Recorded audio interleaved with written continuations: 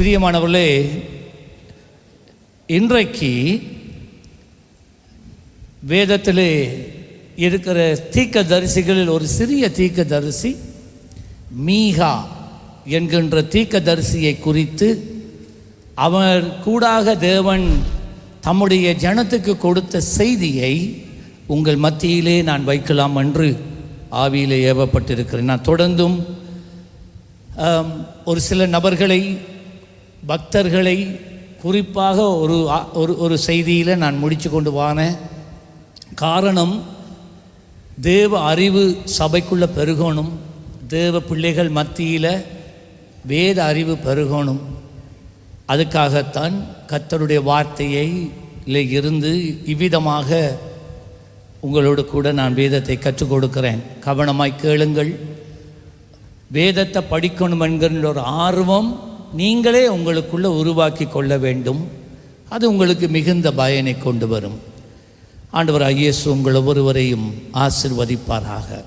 மீகா பழைய ஏற்பாட்டில் சிறிய ஒரு தீர்க்கதரிசி.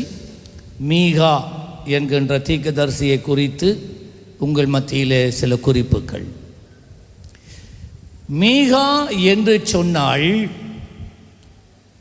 உம்மை போல யாருண்டு? தேவனே, உம்மை போல வேறு யாருண்டு? Who is there like you? மீகாவினுடைய அர்த்தம் அதுதான். உங்களுடைய பிள்ளைகளுக்கு நீங்கள் பெயர்களை வைக்கலாம், மீகா என்கின்ற பெயரை வைக்கலாம். அதன் அர்த்தம் உம்மை போல யாருண்டு. இந்த மீகா 1ஆம் அதிகாரத்தில் 1ஆம் வசனத்தில் நீங்கள் பார்த்தால், நீங்கள் பழைய ஏற்பாட்டில் பார்த்தீங்கன்னா ஏசாயா, யோவேல், எரேமியா போன்றதான ஊழியர் தீர்க்கதரிசிகள் ஊழியம் செய்து கொண்டு இருக்கும் காலங்களில் தேவன் மீகா என்கின்ற இந்த ஒரு தீர்க்கதரிசியையும் ஏற்படுத்தி தேவனுடைய ஜனங்களுக்கென்று சத்தியங்களை தேவன் பேசிக்கொண்டிருந்தார்.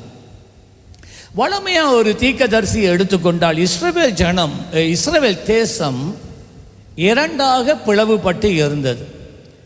அது சவுல் ராஜா தேவனுக்கு கீழ்ப்படியாமல் போனதினால சாமுவேல் அதை எச்சரித்து திரும்பும்போது, ஐயோ என்னை விட்டு போயிட வேணாம் என்று பாய்ந்து சவுல் சாமுவேலினுடைய சால்வையை ஒரு பக்கத்தை பிடித்தார். பிடித்த உடனே சாமுவேல் சென்ற விசையிலும் இவர் பிடித்த பிடியிலும் அந்த சால்வை ரெண்டாக கிழிந்தது. அப்பொழுது ஆண்டவர் சொன்னார், ஆண்டுடைய வார்த்தை சாமுவேலுக்கு வந்தது. ஆண்டவர் சொன்னார், உன் தேசத்தை நான் ரெண்டாக கிழிப்பேன், ரெண்டாக பிரியும் என்று ஆண்டவர் சொன்னார். அதே போல உள்நாட்டு கலவரங்களினாலே இந்த இஸ்ரவேல் தேசத்துக்குள்ளே இருக்கிற கோத்திரங்களுக்குள்ளே யுத்தங்கள் உண்டாகி அந்த கோத்திரங்கள் ரெண்டாக பிரிந்தது. வட இஸ்ரவேல் 10 கோத்திரங்களை உடையதாக பெரியதாக இருந்தது. தென் இஸ்ரவேல் 2 கோத்திரங்களை உடையதாக இருந்தது. வட இஸ்ரவேலை இஸ்ரவேல் என்றும் தென் பகுதியை யூதா என்றும் அழைக்கப்படுகிறது. அப்போ நீங்கள் பைபிளில் வாசிக்கிற நேரம் ஏசாயா, எரேமியா போன்றதான தீர்க்கதரிசிகள் தனிப்பட இந்த யூதா இந்த இஸ்ரவேலின் தென் பிரதேசத்தில் பிளவுபட்டு இருந்தவர்களுக்கு தான் பேசினார். இந்த யூதா கோத்திரத்தில் இருந்து தான், இந்த யூதாவில் தான் தலைநகரம் எருசலேமாக இருந்தது. இஸ்ரவேலினுடைய தலைநகரம் சமாரியாவாக இருந்தது. அந்த வடக்குலம், இஸ்ரவேலின் வடக்குலம் தேவனை விட்டு மிகவும் சோரம் போயிருந்தார்கள், பின்மாற்றம் அடைந்திருந்தார்கள். அங்கே உருவான ராஜாக்கள் கூட தேவனை குறித்த பயமில்லாதவர்களாய், அந்நிய தேவர்களை சேவிக்கிறவர்களாய், தேசத்தையே அந்நிய தேவர்களை சேவிக்கிற விக்கிரகங்களை சேவிக்கிறவர்களாய் நடத்தினார்கள்.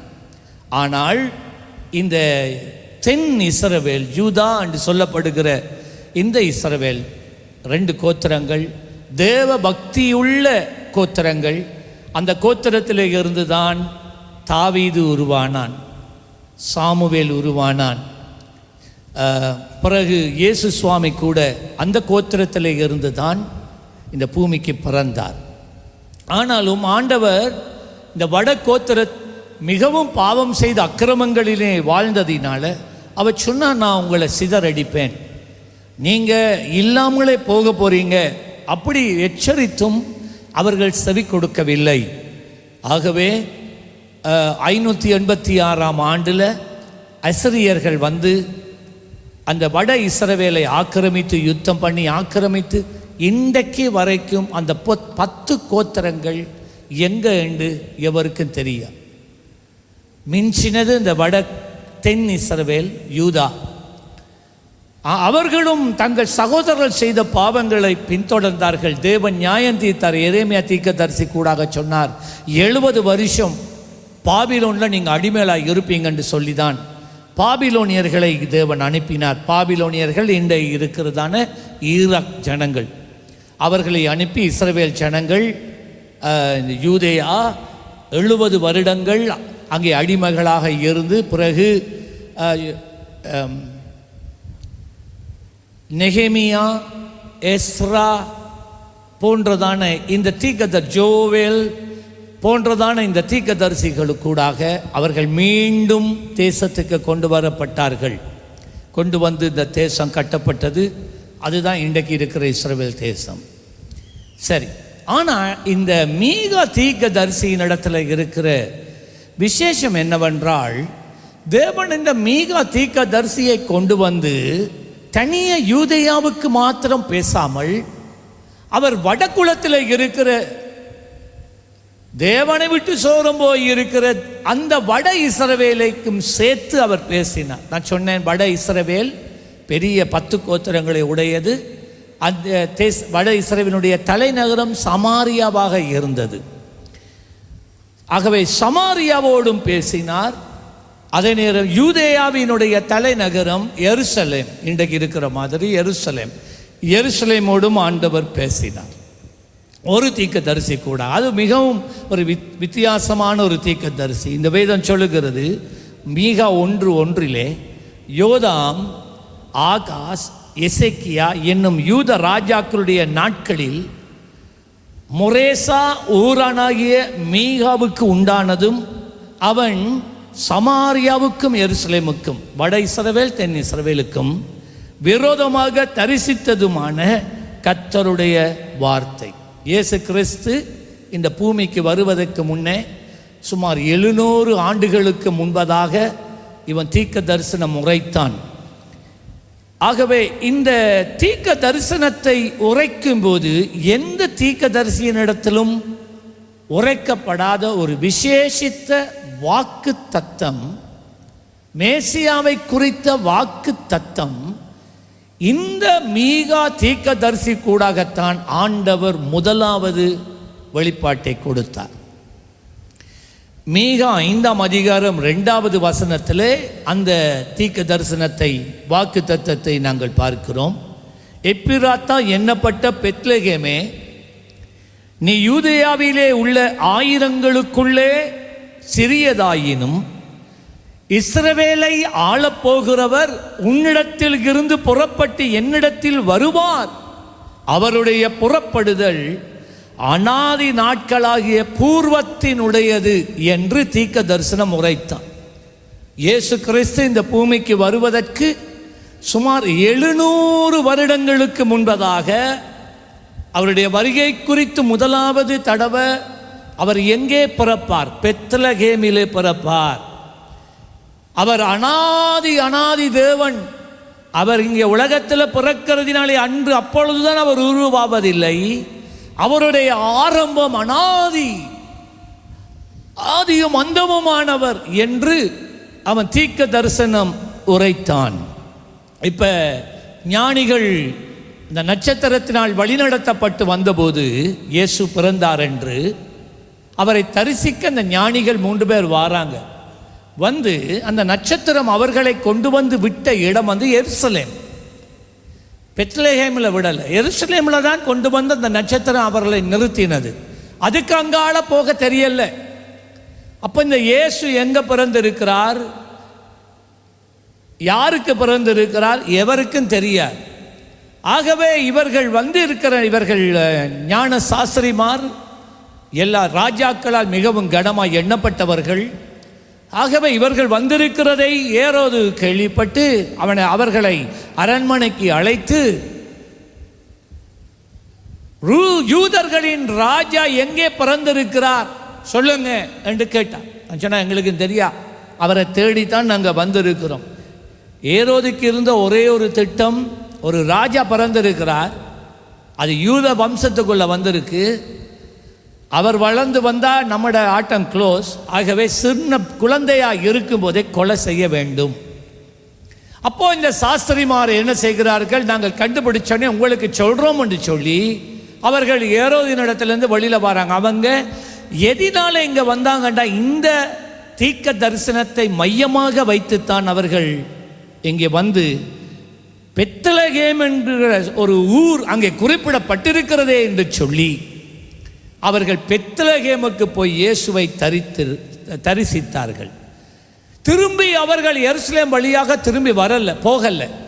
அப்படியே தேவன் அவர்களை மற்ற வழியாக அனுப்பிட்டார். ஏனென்றால் ஏரோது இவர்களை திரும்ப கண்டு இருந்தா இயேசு எங்க பிறந்திருக்கிறார் என்று அறிந்து இயேசுவை கொலை செய்திருப்பான்.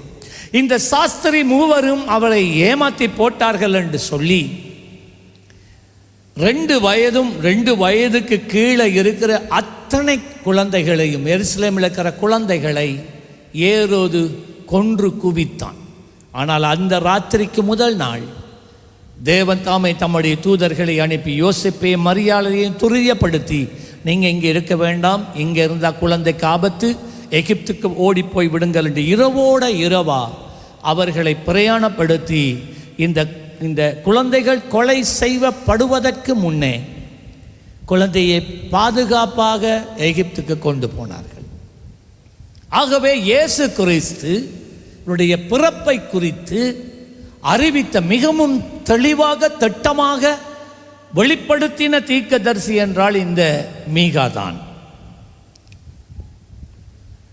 இப்பொழுது இந்த மீகா தேவனுடைய ஜனங்கள், அதாவது முழு இஸ்ரவேலர்களுக்கும் தேவன் அவன் மூலமாக பேசின காரியம் என்ன, இதைத்தான் நான் உங்களோட இன்றைக்கு நான் பேச போகிறேன். ஆண்டவர் இந்த வட இஸ்ரவேல் தென் இஸ்ரவேலர்களை குறித்து மிகவும் மனம் உடைந்து போயிருந்தார். இந்த ஜனத்தை நான் எனக்கென்று சொந்த ஜனமாக நான் ஏற்றுக்கொண்டிருந்தேன், ஆனால் இவர்கள் என்னை ஏமாற்றி விட்டார்கள்.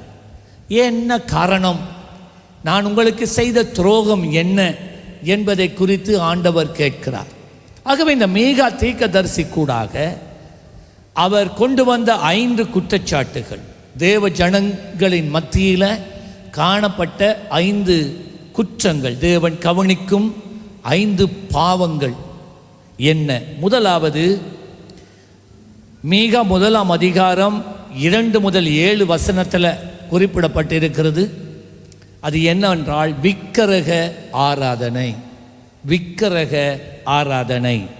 சகல ஜனங்களே கேளுங்கள், பூமியே அதில் உள்ளவைகளே செவி கொடுங்கள்.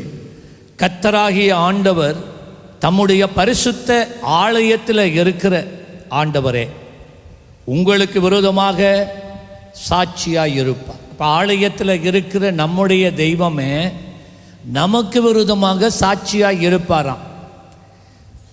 இதோ கர்த்தர் தமது ஸ்தானத்தில் இருந்து புறப்பட்டு வருகிறார். அவர் இறங்கி பூமியின் உயர்ந்த இடங்களை மிதிப்பார். பூமியின் உயர்ந்த இடங்களை மிதிப்பார். அவருடைய காலால் நசிப்பார். ஏன்? உயர்ந்த இடங்களில் என்ன இருக்கிறது? 4வது வசனம், மெழுகு அக்கினிக்கு முன்பதாக உருகுகிறது போலவும் மலைகளிலே இருந்து பாயும் தண்ணீர் தரையாய் பிளக்கிறதை போலவும் பர்வதங்கள் அவர் கீழே உருகி பள்ளத்தாக்குகள் பிளந்து போகும். இதான் ஆண்டவருடைய வல்லமை. அவர் வந்தாலே கண்மலைகள் உருகும். இன்றைக்கு கூட நீங்கள் சீனாய் மலை பாங்குகளுக்கு நீங்கள் போனீங்கன்னா அங்கே யாரையும் போக விட மாட்டார்கள். ஒரு சிலர் மாத்திரம், ஆராய்ச்சியாளர்கள் மாத்திரம் சவுதி அரேபியாவினுடைய அரசாங்கத்தில் அனுமதி கோரி அவர் 2 இல்லாட்டி 3 பேர் டிவி க்ரூவோட அங்கே போயிருக்கிறார்கள். நான் அதை பார்த்துருக்கிறேன். அவர்கள் காண்பித்தது இட்ஸ் அ டாக்குமெண்ட்ரி. மோசே ஆண்டவர் சந்தித்த இடம், தேவன் மோசேக்கு 10 கற்பனைகளை கொடுத்த அந்த மலை. நிறைய மலைகள் இருக்கிறது, ஆனால் ஒரு குறிப்பிட்ட மலை தொடர் இருக்கிறது. மற்ற மலைகளைப் போல அல்ல, எல்லாம் கண்மலைகள் தான். ஆனால் ஒரு உயரத்துக்கு அங்கால பார்த்தீங்கன்னா இந்த கண்மலை கருப்பு நிறமான கற்களாக இருக்கிறது.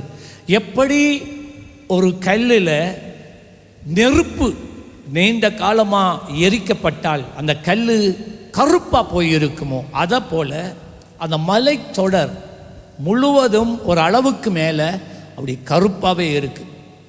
அதை அவர்கள் உடைத்து பார்க்கிறார்கள். உடைத்தும் கூட கொஞ்சம் ஆழத்துக்கு உடைக்கும் போது தான் அந்த கல்லினுடைய நிறம் வருகிறது. கற்பாறை அது. அப்போ இந்த கான்கிரீட் கல் என்று சொல்கிறோமே, அதே போல் கல். அந்த கல் கருமையாக போவதற்கு காரணம் என்ன? அப்பொழுது தான் அவர்கள் சொல்லுகிறார்கள், இங்கே தான் மோசே வந்து தேவன் அவனை அழைத்து தேவனுடைய 10 கற்பனைகளை அவன் எடுக்க போன நேரம். அதுக்கெல்லாம் முதல் ஆண்டவர் அந்த சீனா மலையில் பேசுவார். அவர் பேசும்போது பூமி அதிரும், இடி முழங்கும், அக்கினி அந்த மலைகள் மேலே வந்து இறங்கி அது புகைக்காடாய் மாறும் என்று வேதத்தில் சொல்லப்பட்டு இருக்கிறது. அவ்விதமாக தேவன் இறங்கும் போது அந்த இடம் அதிரும். அவர் சர்வ வல்லமுள்ள எங்களை நேசிக்கிறவர் தான், எங்கள் நடுவிலே உலாவுகிறவர் தான், சாதுவானவர் தான், அன்பானவர் தான், மனதுருக்கம் உடையவர் தான். ஆனால் தேவனுடைய மறுபகுதி உண்டு. அவர் ஒருவரும் சேரக்கூடாத ஒளியிலே வாசம் பண்ணுகிற தெய்வம், பரிசுத்தமான தெய்வம், சர்வ வல்லமை உள்ள ஒரு தெய்வம். அவரை தேவனை கண்டவன் இந்த உலகத்தில் ஒருவனுமே இல்லை. தேவனை கண்டு உயிரோடு எந்த ஒரு மனுஷனால் இருக்க முடியாது. அவர் நடந்தாலே அவருடைய பிரசன்னத்திலே மலைகள் உருகும். நாளவசனம் சொல்லுகிறது போல மெழுகு அக்கினிக்கு முன்பதாக உருகுகிறது போல மலைகளிலே இருந்து பாயும் தண்ணீர் தரையை பிளக்கிறது போல பர்வதங்கள் அவர் கீழே உருகி பர்வதங்கள் உருகும், கண்மலைகள் உருகும். அவ்வளவு அவ்வளவு அக்கினிமயமானவர் அவர். 5ஆம் வசனம், இது எல்லாம் யாக்கோபினுடைய மீறுதல்கள் நிமித்தமும் இஸ்ரவேல் வம்சத்தாருடைய பாவங்களின் நிமித்தமும் சம்பவிக்கும். ஆண்ட சொன்ன திரும்ப நான் காரியத்தை நான் செய்வேன். ஏனென்றால் இஸ்ரவேல் ஜனங்கள் பாவம் செய்தார்கள். அவருடைய வாழ்க்கையில் அக்கிரமங்கள் மீறுதல்கள் இருக்கிறது. யாக்கோபின் மீறுதலுக்கு காரணம் என்ன? யாக்கோப் என்றால் தென் இஸ்ரவேல்.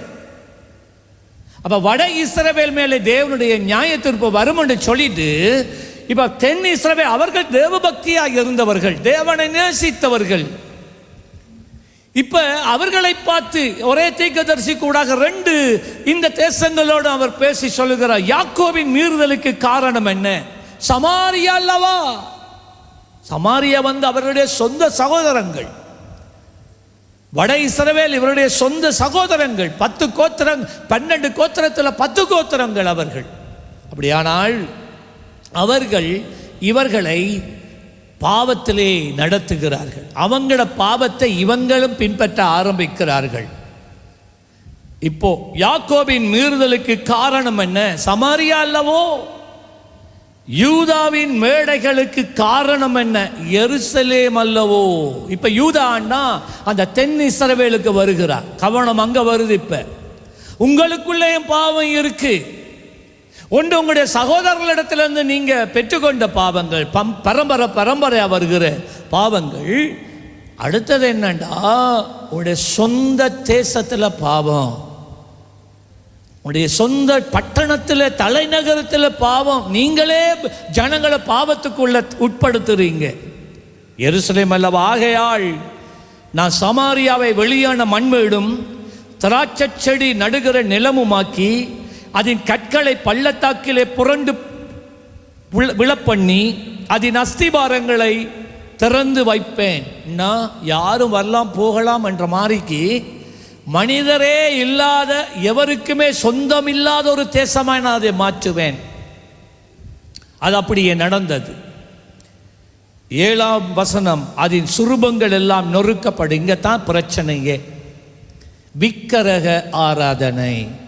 அருமையான தேவ பிள்ளைகளே, எருசலேமிலும் விக்கிரக ஆராதனை, சமாரியாவிலும் விக்கிரக ஆராதனை. இன்றைக்கு நீங்கள் ஆண்டவரை சேவிக்கிறீங்க, நீங்கள் தேவனுடைய ஆலயத்துக்கு வந்து போகிறீங்க. உங்களுடைய வாழ்க்கையில் விக்கிரகங்களை வச்சு என்ன சேவிக்கிறீங்களா? நீங்கள் ஒருவேளை சொல்ல எங்கட வீட்டுக்குள்ளே விக்கிரகங்கள் இல்லை, சொரூபங்கள் இல்லை. சரி, இல்லை தான், சரி, ஏற்றுக்கொள்கிறோம். ஆனால் விக்கிரகம் உண்டா என்ன? எது உங்களுக்கும் தேவனுக்கும் நடுவில் இருக்கிறதோ, எது உங்களுக்கும் நீங்க சேவிக்கிற தெய்வத்துக்கு நடுவில் நிற்கிறதோ, குறுக்க, அது விக்கிரகம்.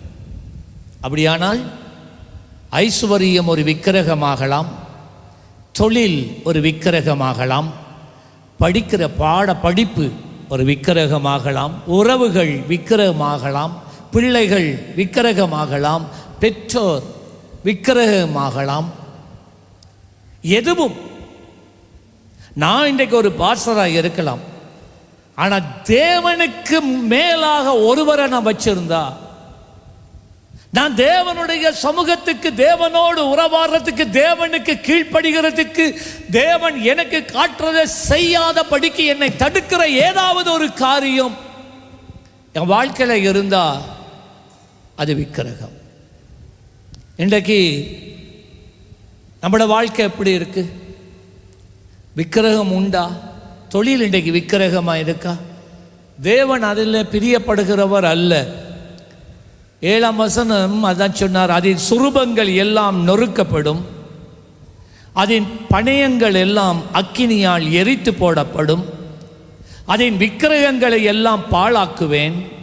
வேசி பணயத்தினால் சேர்க்கப்பட்டது திரும்ப வேசி பணயமாய் போகும். அப்படின்னு அர்த்தம் என்னண்டா, ஆண்டவர் சொன்னார், நீங்க என்னுடைய மணவாட்டி, நான் உங்களை எனக்கென்று சம்பாதித்தேன், நான் மணவாளன், நீங்க மணவாட்டி, நான் தான் உங்களுடைய நாயகர். நீங்க என்ன விட்டுட்டு போனா, நீங்க என்னத்தை பிடிக்கிறீங்களோ அதை தான் உங்களோட மணவாளனா மாறுது. ஆகவே உங்கள் மணவாளனை நீங்க விட்டுட்டு இன்னொரு மணவாளனுக்கு பின்னால போனா நீ வேசித்தனம் பண்ணுகிறாய். அதை தான் இந்த வசனம் சொல்லுகிறது. ஆண்டவர் இந்த இடத்துல சொல்றது ஆவிக்குரிய வேசித்தனம். உன்னை ரட்சித்த, உன்னை மீட்ட, இன்றைக்கு வரைக்கும் பிதாவின் வலது பார்சத்தில் வீட்டிலிருந்து உனக்காக வேண்டுதல் செய்கிற, உனக்காக கல்வாரி சிலுவையிலே மரித்து உன்னை வாழ வைத்த தெய்வத்தை விட்டுட்டு மறந்துட்டு இன்னொரு பொருளை, இன்னொரு காரியத்தை உனக்கு தெய்வமாக நீ வாழ்க்கையில் நிறுத்தினாள். அவர் சொன்னார், ஆண்டவர் சொல்றார், நீ ஆவிக்குரிய விபச்சாரம் பண்ற. ஆகவே தான் இயேசுவாமி சொன்னார், தேவனுக்குரியதை தேவனுக்கும், ராயனுக்குரியதை ராயன். வேலை செய்கிற நேரத்தில் வேலை செய்யுங்க, நோ ப்ராப்ளம். ஆனால் தேவனுடைய நேரத்தை திருடக்கூடாது. ஆகவே முதலாவது அவர்கள் செய்த பாவம், ஆண்டவர் அவதானித்த பாவம் விக்கிரக ஆராதனை. இரண்டாவது பாவம் என்ன? அநீதி. நம்முடைய வாழ்க்கையில் அநீதி இருந்தது, நேர்மை இல்லை. வாயை திறந்தா பொய் தான், சம்பாதிக்கிறதுக்கு பொய், நீதியா எதையும் செய்கிறது கிடையாது. மீகா 2ஆம் அதிகாரம் 1, 2 வசனத்தில் இந்த மீகா தீர்க்கதரிசி கூடாக ஆண்டவர் இஸ்ரவேல் ஜனங்கள் மேலே கண்ட பாவம் 2வது இன்ஜஸ்டிஸ், கில்ட்டி ஆஃப் இன்ஜஸ்டிஸ், அநீதியை கண்டார். அக்கிரமத்தை யோசித்து தங்கள் படுக்கைகளின் மேல் பொல்லாப்பு செய்ய எத்தனம் பண்ணி இரவே திட்டமிடுறது தீமையா, ஒரு மனிதனுக்கு தீமை செய்ய, ஒரு கம்பெனிக்கு தீமை செய்ய, ஒரு நபருக்கு தீமை செய்ய, ஒரு குடும்பத்துக்கு தீமை செய்ய இரவே படுக்க போற நேரமே திட்டமிடுறது. அக்கிரமத்தை யோசித்து தங்கள் படுக்கைகளின் மேல் பொல்லாப்பு செய்ய எத்தனம் பண்ணி தங்கள் கையில் வல்லமை இருக்கின்றபடியினால், எங்கேயோ செல்வாக்கு இருக்கிறதுனால, அதிகாரம் இருக்கிறதுனால, அதிகார துஷ்பிரயோகம் இது இருக்கிறதுனால, விடிய காலம் ஆகிற போது அதை அவர்கள் நடப்பிக்கிறார்கள். என்ன செய்றாங்க? 2ஆம் வசனம், வயல்களை இச்சித்து. உனக்கு சொந்தம் இல்லாத வயலை நீ உன்னுடைய செல்வாக்கை பயன்படுத்தி பணத்தை கொடுத்து கள்ள உறுதி எழுதி அதை நீ உனக்குடையதாய் மாற்றுகிறாயா? ஜாக்கிரதை. யாருக்கும் தெரியாம இருக்கலாம், ஆனால் ஒருவர் பார்த்துட்டு இருக்கிறார்.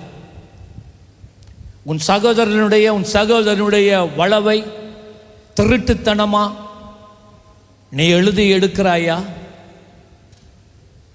இதைத்தான் இங்கே ஆண்டவர் பார்த்தார். வயல்களை இச்சித்து பறித்து கொண்டு, வீடுகளை இச்சித்து எடுத்துக்கொண்டு, வயல்கள் வீடுகள், புருஷனையும் அவன் வீட்டையும் மனுஷனையும் அவன் சுதந்திரத்தையும் ஒடுக்கிறவர்களுக்கு ஐயோ. யார் இடத்துல இந்த பாவம் காணப்பட்டது? தேவனுடைய சொந்த ஜனத்தின் இடத்துல பாவம் காணப்பட்டது. உனக்கு சொந்தமில்லாதத, உன்னுடைய செல்வாக்கை, அதிகாரத்தை, பலத்தை பயன்படுத்தி ஒருவனை பயமுறுத்தாட்டி, வஞ்சித்து, பொய் சொல்லி, ஏமாற்றி, கையெழுத்து வச்சு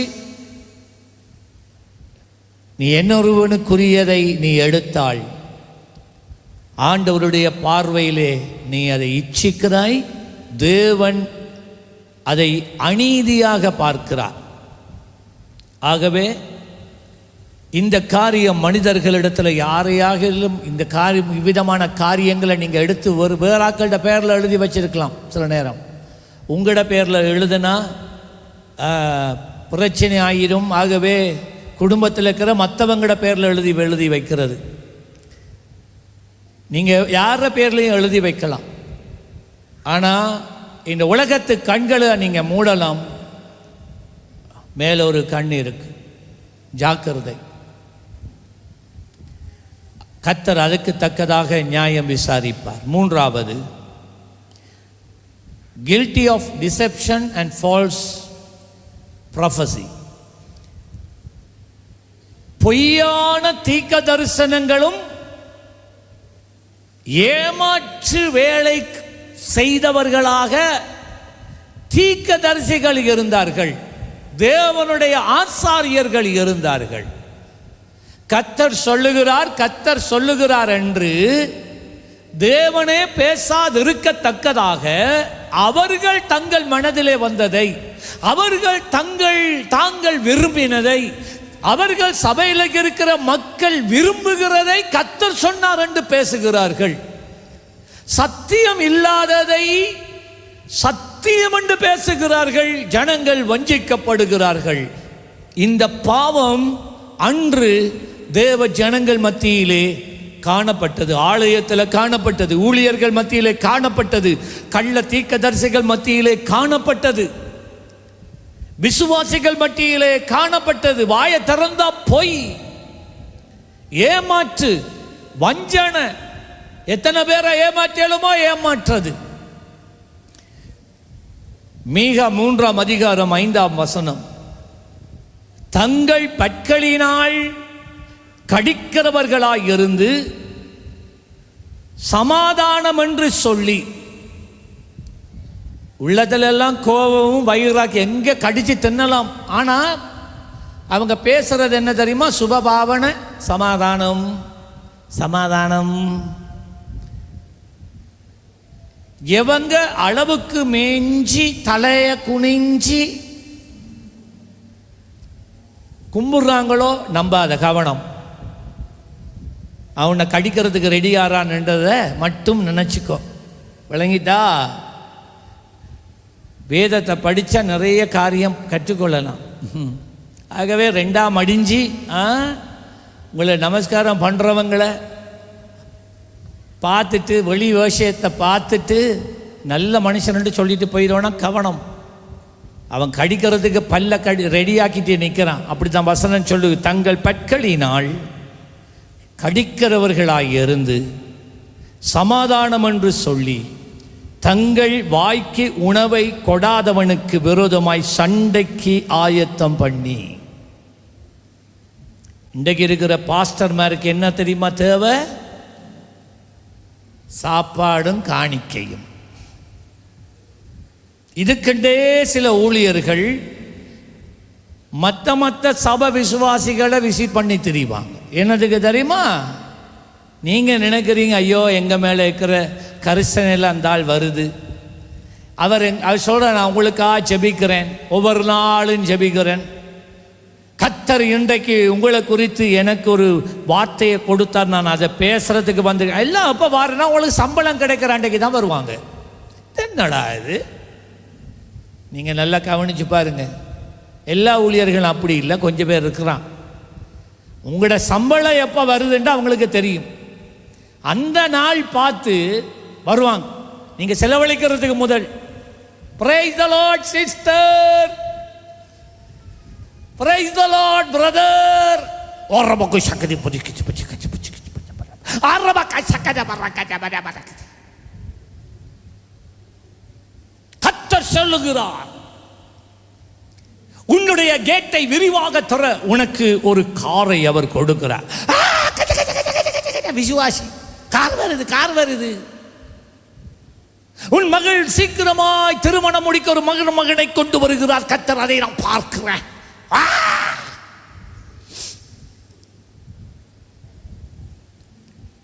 காலையில் போனா இட்லி தோசை சாம்பார் அது இது.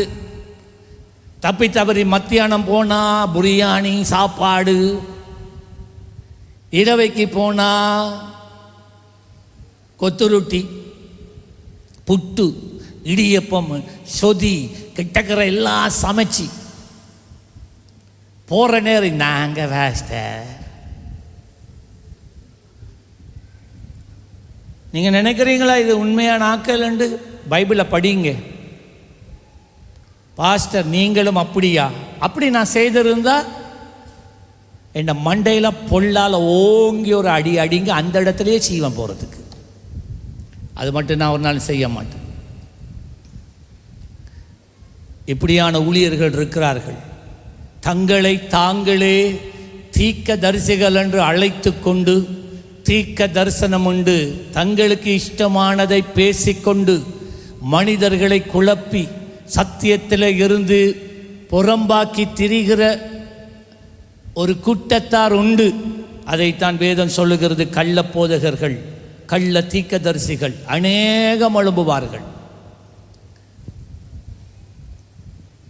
தங்கள் பற்களினால் கடிக்கிறவர்களாய் இருந்து சமாதானம் என்று சொல்லி தங்கள் வாய்க்கு உணவை கொடாதவனுக்கு விரோதமாய் சண்டைக்கு ஆயத்தம் பண்ணி. எனக்கு இந்த சோறு தந்தனி, எனக்கு மணி சம்பா வேணும், அது வேணும், இது வேணும், டிமாண்ட் பண்ணுறது. நீ எந்த அளவுக்கு சாப்பாடு வைக்கிறியோ அந்த அளவுக்கு நன்மையானதை நான் பேசுவேன். நான் பேசுகிற நடக்கும். ஆண்டவர் தான் இதை சொல்கிறார். சண்டைக்கு சரியா? உங்களுக்கு கையில் காசு இல்லையா? கஷ்டமாக படுறீங்களா? உங்களுக்கு முடிஞ்சதை நீங்கள் கொடுக்குறீங்களா? அது கோவம். இட்லியா சம்பளம்? இது எப்படி சாப்பிட்ற மனுஷன்? காஞ்சி போய் இருக்கு. என் ஜனத்தை மோசம் போக்குற தீர்க்கதரிசிகளுக்கு விரோதமாய் கர்த்தர் சொல்லுகிறது என்னவென்றால், பார்த்தீங்களா, வஞ்சனை, பொய். கர்த்தர் அதையும் கவனிக்கிறார். கர்த்தர் சொன்னார், கர்த்தர் சொன்னார் என்று கர்த்தர் சொல்லாததை தாங்களாகவே பேசி ஜனங்களை வஞ்சிக்கிற, ஏமாற்றுகிற, பொய் சொல்லி பிழைக்கிற, இந்த ஊழியத்தை ஆதாயமாக்கி கொள்ளுகிற மனிதர்கள். அவர்களை ஊழியர்கள் என்று நான் சொல்ல மாட்டேன். மனிதர்கள் என்று நான் சொல்லுவேன். ஜாக்கிரதையாயிருங்கள். 4வது, தேசத்திலே ஊழல். இஸ்ரவேல் ஜனங்கள் மத்தியில், அரசாங்கத்தில் சரி, அரண்மனையில் சரி, பொது சந்தையில் சரி, எங்க பார்த்தாலும் ஊழல் பெருகி காணப்பட்டதாம். ஆண்டவர் அதையும் பார்த்தார். நீங்கள் ஒரு கான்ட்ராக்ட் எடுக்கிறீங்க ரோட் போடுறதுக்கு, அளவுக்கு மிஞ்சி வருமானம் ஈட்டணும் என்று சொல்லி அதிலே சேர்க்கப்பட வேண்டிய கனிப்பொருட்கள் சரியாக சேர்க்கப்படாமல் குறைவாக சேர்க்கப்பட்டு, கண் துடைப்புக்கு நீங்கள் ஒருவேளை கான்கிரீட் ரோடை போடலாம், இல்லாட்டி தார் ரோடை போடலாம். அந்த ரோட் 3 மாசத்திலே ஒரு மழையோடைய உடைஞ்சி போயிருக்கலாம். அப்படி சில ரோடெல்லாம் இருக்கு. இப்ப போட்டவனை தேடினா அவனை காணும், அவன் போயிட்டான். பிரியமானவர்களே, ஒருவேளை அந்த மனுஷன்கிட்ட சமுதாயத்தில் அதிகாரிகள்கிட்ட தப்பலாம், ஆனால் தேவனிடத்தில் நீ தப்ப முடியாது. ஏனென்றால் அதையும் தேவன் கவனிக்கிறார். நம்முடைய கைகளில் ஊழல் காணப்படக்கூடாது. சபையில் இருக்கிற தேவ பிள்ளைகள் ஊழல் சம்பந்தப்பட்ட காரியங்களுக்குள்ள நீங்கள் நுழையக்கூடாது. நீங்கள் நேர்மையாக இருக்கணும். கர்த்தர் அதைத்தான் எதிர்பார்க்கிறார். மீகா 3ஆம் அதிகாரம் 3 முதல் 11 வசனம், நியாயத்தை அருவருப்பாங்க. நியாயம் அவங்களுக்கு அருவருப்பு. செம்மையானவைகளை எல்லாம் கோணலாக்கி, செம்மையானதை கோணலாக்கி, சீயோனை இரத்தப்பழியினாலும் எருசலேமை அநியாயத்தினாலும் கட்டுவிக்கிற யாக்கோபு வம்சத்து தலைவர்களே. யார் யாக்கோபு? இந்த யூதேயா ஆவிக்குரிய தகப்பன்மார், நீதியில நடத்த வேண்டியவர்கள் செவ்வைய கோணலாக்குறாங்களாம். இஸ்ரவேல் வம்சத்து அதிபதிகளை இதை கேளுங்கள். அதன் தலைவர்கள் பரிதானத்துக்கு நியாயம் தீர்க்கிறார்கள். பகா, எளியவர்கள் ஒடுக்கப்படுகிறார்கள். நீதிக்கு இடம் இல்லை. கிறிஸ்தவர்கள் என்றால் அதிகமாய் ஒடுக்கப்படுகிறார்கள். அதன் தலைவர்கள் பரிதானத்துக்கு நியாயம் தீர்க்கிறார்கள். அதன் ஆசாரியர்கள் கூலிக்கு உபதேசிக்கிறார்கள். சபையை பிரியப்படுத்த, சபையில் இருக்கிற ஒரு சிலருக்கு பிரியப்படுத்த, அவங்க காணிக்க போடுறதால, பாஸ்டர் பக்கத்தில் கொண்டு காணிக்க போடுறதால, அவங்களுக்கு இதமா, அவங்களுக்கு சப்போர்ட்டா, அவங்க விரும்புகிற விதமா பேசுறது. தேவன் அருவருக்கிறார். தேவன் அதை அருவருக்கிறார். நீங்க ஒரு எந்த சபையில் என்ன தலைவராக இருந்தாலும் பரவாயில்ல, நீதியில் நடக்கணும், நீதியா நியாயம் தீர்க்கணும். நீங்க நினைக்க வேணாம் இங்க இவங்களை பிடிச்சதா நீங்க உங்களோட காரியத்தை இஷ்டப்படுத்தலாம்னு கனவிலையும் நினைக்க வேணாம். சீயோன்ல அது நடக்க இயலாது, நடக்கக்கூடாது, நடக்கவும் நான் இருக்கும் வரைக்கும் விட மாட்டேன். 11வது வசனம், அதன் தலைவர்கள் பரிதானத்துக்கு நியாயம் தீர்க்கிறார்கள். அதன் ஆசாரியர்கள் கூலிக்கு உபதேசிக்கிறார்கள். அதன் தீர்க்கதரிசிகள் பணத்துக்கு குறி சொல்லுகிறார்கள். ஆகிலும் அவர்கள் கர்த்தரை சார்ந்து கொண்டு, கர்த்தர் எங்கள் நடுவிலே இல்லையா, தீங்கு எங்கள் மேலே வராது என்கிறார்கள். தேவ பயமே இல்லாமல் தங்களை விசுவாசிகள் என்று, ஊழியர்கள் என்று அழைத்து கொண்டு ஆவிக்குரிய தலைவர்கள் பரிதானம் பகா வாங்கிக் கொண்டு அவர்கள் அநீதியாய் ஊழல் செய்கிறார்கள். சபையில் இது காணப்படக்கூடாது. சபையில் இருக்கிற தேவ பிள்ளைகள், நீங்க இந்த ஆராதனை முடிஞ்சு தேசத்துக்குள்ள, பட்டணத்துக்குள்ள போறீங்க, நீங்க வேலை செய்கிற இடங்கள்ல ஊழல் சம்பந்தப்பட்ட காரியங்கள்ல கை போடக்கூடாது. அப்படிப்பட்டவங்களோட நீங்க சேரக்கூடாது. அப்படி நீங்க சேராட்டி உங்களுக்கு பிரச்சனை வரும், கட்டாயமா வரும். ஒருவேளை உங்களை டிரான்ஸ்ஃபர் பண்ணலாம், ஆனால் ஒரு காரியத்தை மறக்க வேணாம், கர்த்தர் பார்த்துட்டு இருக்கிறார். 5வது பாவம் என்ன? தேவனுடைய ஜனங்கள், குடும்பங்களிடையே பிரிவினை. கணவன் மனைவியை பார்க்கறது இல்லை, முகத்தை பார்க்கறதில்ல. மனைவி கணவன்ட முகத்தை பார்க்கறது இல்லை. பிள்ளைகள் பெற்றோருடைய முகத்தை பார்க்கறது இல்லை. சகோதரர்கள் ஒருவரை முகத்தை பார்க்கறது இல்லை. எப்போ பார்த்தாலும் சண்டை சண்டை சண்டை சண்டை. பிள்ளைகளுக்குள்ள சண்டை, பிள்ளைகளுக்கும் பெற்றோருக்கும் இடையில சண்டை. எப்போ பார்த்தாலும் இதுதான். அப்படியே அலைஞ்சி திர்றீங்க ரோட்டில், மோட்டார் சைக்கிளில். வேதனைக்குரியது. சில நேரம் நாங்கள் நினைக்கிறோம் இதெல்லாம் ஆண்டவர் கவனிக்க மாட்டார், ஆண்டவர் இதெல்லாம் மறந்துடுவார். ஹலோ, வீட்டுக்குள்ளே நடக்கிற சண்டையை ஆண்டவர் கவனிக்கிறார், குறித்து வைக்கிறார். ஆமாம், சகோதரர்களுக்குள்ளே இருக்கிற சண்டை, நீங்கள் ஒரே பாத்திரத்தில் வந்து ராப்போஜனம் பண்ணுறீங்க. நான் உண்மையாக நினச்சேன்னா இன்றைக்கு ராப்போஜனம் கொடுத்தா நல்லா இருக்குமெண்டு, பட் எனிவே நான் விட்டுட்டேன். அடுத்த கிழமை இதை கொடுப்போம்ண்டு. ஒரு ராப்போஜனத்தில் நாங்கள் பானம் பண்ணுறோம், ஆனால் ஒருவர முகத்தை இன்னொரு ஆள் பார்க்கறது இல்லை. பகை இருக்கு, பகை இருக்கு, கோபம் இருக்கு, சண்டை இருக்கு. மீகா 7ஆம் அதிகாரம் 6வது வசனம். ஆண்டவர் மீகா தீர்க்கதரிசி கூடாக உள்ளே இருக்கிற பாவங்களை வெளியே கொண்டு வரார். என்ன சொன்னார்? மகன் தகப்பனை கனவீனப்படுத்துகிறான். தம்பி, அப்பாவுக்கு கொடுக்க வேண்டிய கனத்தை நீ கொடுத்து தான் ஆகணும். அம்மாவுக்கு கொடுக்க வேண்டிய கனத்தை மகள் நீ கொடுத்து தான் ஆகணும். நீ கொஞ்சம் வளர்ந்துட்டா, அப்பா அம்மா பார்க்க கொஞ்சம் உயர்ந்துட்டான்டா போல, நீ சரியா உன் இஷ்டம் போல பேசலாமா, கனவீனமா நடக்கலாமா? எங்க காலத்தில் இப்ப கூட எங்களுக்கு முதிர்ந்தவங்களுக்கு முன்னால கால் மேல கால் போட்டு இருக்க மாட்டோம். அது எங்களுக்கு சிறு பிராயத்தில் இருந்து நமக்கு கற்றுக் கொடுக்கப்பட்டது. ஆனா இப்ப பாருங்க பிள்ளைகள், நீங்க அம்மாக்கு முன்னால காலுக்கு மேல கால் போட்டுட்டு இருக்கிறது, அப்பாக்கு மேல காலுக்கு மேல காலை போட்டுட்டு இருக்கிறது. என் மம்மிக்கு நான் ஒரு நாளும் வாய் பேச மாட்டேன், நான் ஒரு நாளும் வாய் பேச மாட்டேன். எப்பனாலும் இருந்துட்டு மனதில் முணுமுணுப்பன். அப்போ பிடிச்சிருவா. என்ன சொன்ன? வடிட்டு காதை பிடிச்சிருவா. காதை பிடிச்சி வர நோவையும் விட அவ கண்டுபிடிச்சாவே அந்த நோ வழி தான் பெருசு. மனசு ஒரு சாதியா இருக்கும். ஏன்னா முணுமுணுத்துட்டேன், மம்மிக்கு விரோதமா முணுமுணுத்துட்டேன்.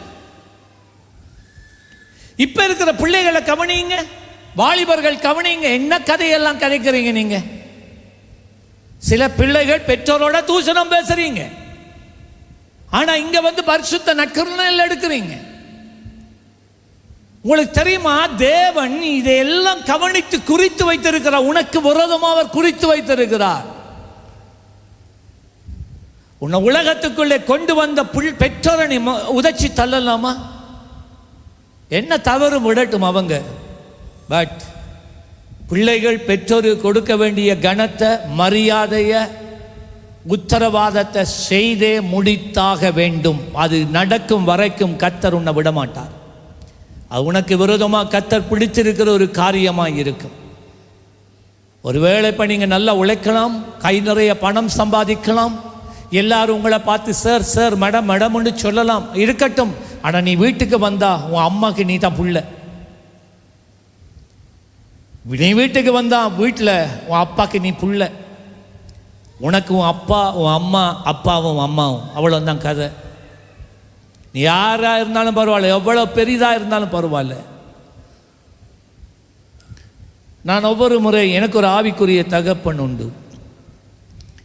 நான் ஒவ்வொரு வருஷம் நான் ஆஸ்திரேலியாவுக்கு போகிறதுக்கு முக்கியமான ஒரு காரணம் இருக்குது.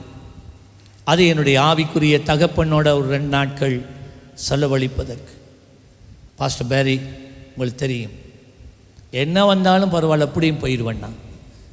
அவர் நான் வரணுமெண்டே பார்த்துட்டு இருப்பார். அவரை வீட்டில் யாருக்குமே அவர் திறந்து கொடுக்க மாட்டார்.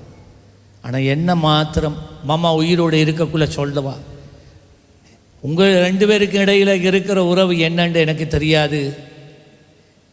யாரும் அவரை வந்து பார்த்துட்டு போகலாம் வெளிநாடுகளில் இருந்தும், ஆனால் வீட்டுக்குள்ளே யாரையும் வச்சுக்கொள்ள மாட்டார் இரவைக்கு. ஆனால் இந்த சரித்திரத்திலேயே இந்த வீட்டில் ஒரு ஊழியக்காரனை பாசபரி வச்சு கொண்டார் என்றால் அது நீ மாத்திரம்தான். ஏன்னா அவர் எனக்கு தகப்பன், நான் அவருக்கு மகன். அவருக்குரிய கணத்தை நான் கொடுப்பேன், இப்பயும் கொடுப்பேன் பாஸ்டர். அவரே அதே போல் அவர் ஒரு தகப்பன் ஸ்தானத்தில் இருந்து என்றும் அவர் என்னோட பகிர்ந்து பழகி கொள்கிற விதமும் அப்படி தான். ஆனால் இந்த முறை நாங்கள் பேசிக்கொண்டிருக்கிற நேரம் அவர் சொன்னார், ஒரு இடத்த நான் போனோம், நாங்கள் என்ன சாப்பாட்டுக்கு கூட்டிகிட்டு போனார். நான் சொன்னேன், வேணாம் பாஷை, வீட்டே நாம் சாப்பிடுவோம், என்ன இது? இல்லை இல்லை இல்லை இல்லை, நீ எவ்வளோ எல்லாம் எனக்கு செய்திருக்கிறா, நீ நான் மறக்கலாமா? நான் அதெல்லாம் விடுங்க, நீங்கள் நான் வீட்டிலேருந்து பானும் பருப்புன்னு சாப்பிடுவேன், இங்கே வாங்க. மம்மாஞ்சத்து போயிட்டார். சி ஏறு காரில் என்ன கொண்டு போயிட்டார் ஒரு இந்தியன் ரெஸ்டாரண்ட். ஒரு சின்ன பொட்டை உதைச்சா உருண்டு போயிடுவாள். அவளுக்கு ஒரு 16-17 வயசு. பாஸ்டர் இருக்கிறார், அவ்வளோ வயது முதிர்ந்தவர். அவருக்கு 89 வயசு, எனக்கு 60 வயசு. நாங்கள் 2 பேரும் இருக்கிறோம் காய்ச்சி கொண்டு. அவளுக்கு தெரியுது நான் எவ்வளோ மரியாதையோடு நான் பாஸ்டரோட பழகுறேன். அவள் வந்து என்னோட அங்கே சொல்கிறா, hi guys, what can I get for you? தமிழில் சொல்ல போனா, மச்சான் என்ன சாப்பிட போறீங்க இன்றைக்கு? எப்படி இருக்கும்? பாஸ்டர் என்ன பார்த்தார்? நான் அவளை பார்த்து சொன்னேன், அவர் வந்து உனக்கு கை போலையா தெரியுதுன்னு கேட்டேன். உனக்கு மச்சான் போலையா தெரியுது? நோ கை. என்ன கை? அவர் எனக்கே தகப்பேன், நீ எனக்கே புள்ள போல இருக்கிறா. நீ அவருக்கு முன்னால் தான் கேச்சேன். அவர் தலையில் கையை வச்சுட்டு இருக்கிற பாஸ்டர். நான் சொன்னேன், பாஸ்டர் நான் இன்றைக்கு ஏசிட்டு போயிடுவேன், நாளைக்கு நீங்கள் வந்து மிச்சத்தை பாருங்க. இது அட்லைட் பிரதேசத்தில் நடந்தது. நான் சொன்னேன், அந்த மகள்கிட்ட சொன்னேன், நீ ஆஸ்திரேலியன் பொட்டை இல்லையே, நீ வேறொரு தேசத்து இந்தியன் பொட்டை நீ. Yes sir. இப்போ சார் வருது, அப்போ தான் என்ன வந்தது கைஸ், இப்போ சார் வருது. நான் சொன்னேன், நீ எங்கே இருந்தாலும் நமக்குள்ள நல்ல பண்பாடு இருக்கு, பெரியோர்களை மதிக்கிற மதிப்பு உனக்குள்ளே இருக்கும். அதை எங்கே போனாலும் விட்டுறக்கூடாது. Sorry sir. அவரே எனக்கு பப்பான்னு சொன்னேன். எனக்கே பேர புள்ள இருக்கேன், நீ நான் உனக்கு மச்சானா கை? ஹே கை. ஆனால் இன்றைக்கு சந்ததி அப்படியா மாறிட்டு விளங்கிட்டா? நமக்கு நல்ல பண்பாடு இருக்கு. நீங்கள் வெளிநாட்டுக்கு போனால் போல கஷ்புஷ்கி செட் ஆகாது. நமக்கு வேதம் மாறாது. பெரியவர்களுக்கு கொடுக்கிற வேண்டிய கனத்தை கொடு. எப்பையும் ஆண்டவர் அதில் பிரியப்படுகிறார். மகன் தகப்பனை கனவீனப்படுத்துகிறான். மகள் தன் தாய்க்கு விரோதமாய், மருமகள் தன் மாமிக்கு விரோதமாய் எழும்புகிறார்கள். இந்த மாமிக்கு மருமகளுக்கும் செட் ஆகுது இல்லையோ தெரியும். என்னடா இந்த மருமகனுக்கும் மாமிக்கும் ஒரே செட் ஆகுதே, நல்லா செட் ஆகுது. ஆனா ஏன் இந்த மருமகளுக்கு மாமிக்கும் செட் ஆகுது இல்லை? இந்த மருமகனால மாமியோட சந்தோஷமா இருக்க முடியுது.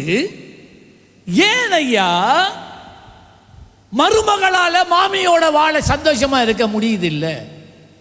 ஏன் மாமிக்கு மருமகளோட சந்தோஷமா இருக்க முடியுது இல்லை?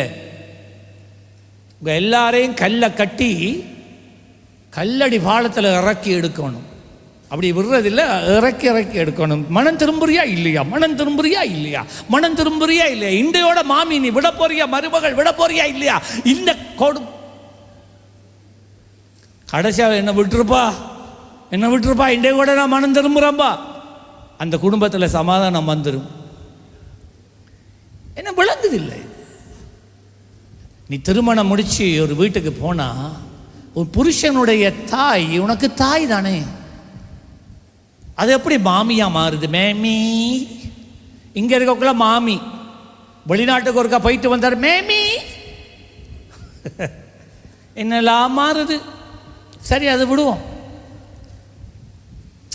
ஆகவே ஆண்டவர் இதை கவனிக்கிறார். பிள்ளைகள் பெற்றோருக்கிடையில், மருமகனை பற்றி சொல்லல, மருமகளுக்கு மாமிக்கும் இடையில், குடும்பங்களுக்குள்ள பிரச்சனை, ஒரு ஒற்றுமை இல்லை, எப்போ பார்த்தாலும் சண்டை, வாக்குவாதம். நீங்கள் நினைக்கிறீங்க இதெல்லாம் ஆண்டவர் கவனிக்கிறது இல்லைண்டு. பார்த்தீங்களா எவ்வளவு குறிப்பாக ஆண்டவர் கவனிக்கிறார். இது பாவம் என்று சொல்றார். பார்த்தீங்களா? சரி, இது 5 பாவங்களை நான் சொல்லிட்டேன்னா, இப்போ ஆண்டவர் அந்த ஜனங்களை பார்த்து இந்த மீகா தீர்க்கதரிசி கூட ஒரு கேள்வி கேட்டார். இவ்வளவு பாவங்களும் நீங்கள் செய்றீங்க. அவர் கேட்ட ஒரு கேள்வி, மீகா 6ஆம் அதிகாரம் 3, 4, 5 வசனம்.